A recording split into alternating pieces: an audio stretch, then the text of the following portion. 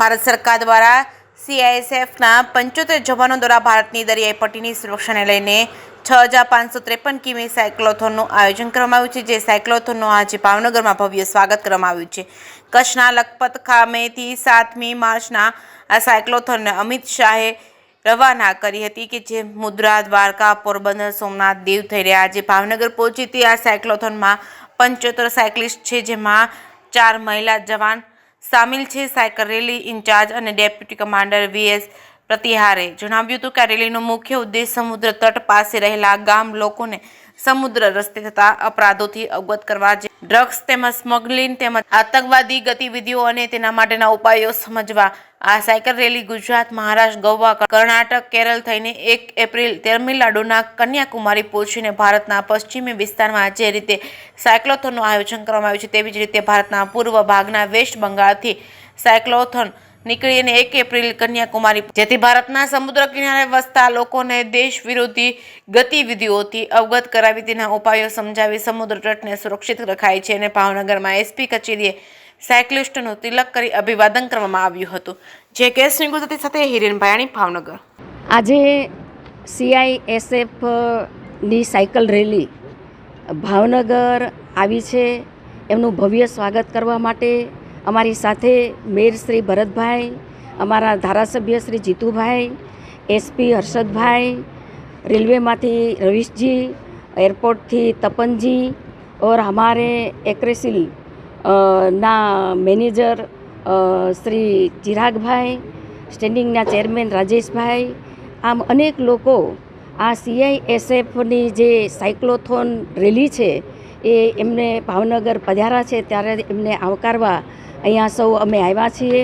अहींया सांस्कृतिक कार्यक्रम द्वारा जुदा जुदा सन्मान द्वारा आ साइक्लोथोन रेली ने अमे सन्मान कर्युं छे। माननीय वडाप्रधान श्री नरेन्द्रभाई मोदी साहेबना नेतृत्वमां आजे देश मजबूत बनी रह्यो छे अने आपणी सीमाओ खास करीने समुद्रीय तट विस्तार, एरपोर्ट, ट्रेन आ बधी ज जग्याए CISFनी महत्वपूर्ण भूमिका होय छे। त्यारे अमारा माननीय गृहमंत्री श्री अमितभाई शाहजीना नेतृत्वमां आ रेलीनुं आयोजन थयुं छे अने आ रेली छे ए दरेक जग्याए खास करीने समुद्र तटना विस्तारोनी सुरक्षाने लई एक अवेरनेस माटे पण आ रेली निकળી છે। ત્યારે હું એમને હૃદયથી શુભેચ્છાઓ આપું છું। सबका साथ सबका विकास का मंत्र લઈને દેશ આજે આગળ વધી રહ્યો છે। આજે ભાવનગરની અંદર 75 કરતાં પણ વધારે આ સાયક્લોથોન આવ્યા છે। સૌથી ગર્વની વાત એ છે કે આ 75 સાયક્લોથોન છે એમાં અમારી 4 મહિલાઓ પણ આ સાયક્લોથોનમાં જોડાય છે, ત્યારે મને ગર્વ છે અને હું એમને પણ ખૂબ ખૂબ હૃદયથી અભિનંદન આપું છું। ठीक सभी को जय हिंद। मेरा नाम उप समादेष्टा VS प्रतिहार है और मैं इस साइकिल रैली जो हमारी हो रही है उसका इंचार्ज हूँ। मैं आपको बताना चाहूँगा कि हमारी ये साइकिल रैली दिनांक 7/3/2025 को लखपत कच्छ से स्टार्ट हुई है तथा इसमें टोटल 75 साइकिलिस्ट है, जिनमें 4 महिला चालक भी हैं। कच्छ व सौराष्ट्र की कोस्टल एरिया से होते हुए आज ये साइकिल रैली आपके भावनगर में आई है।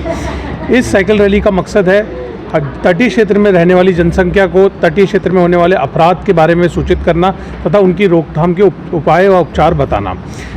आपको सबको ज्ञात है कि अगर जिस प्रकार से तटीय क्षेत्र में ड्रग्स, स्मगलिंग, टेररिस्ट एक्टिविटी ये सब घटनाएं बढ़ती जा रही है, तो हम सबका फ़र्ज़ बनता है कि हम इन सब पर रोकथाम के लिए इन्फोर्समेंट एजेंसीज़ का साथ दें।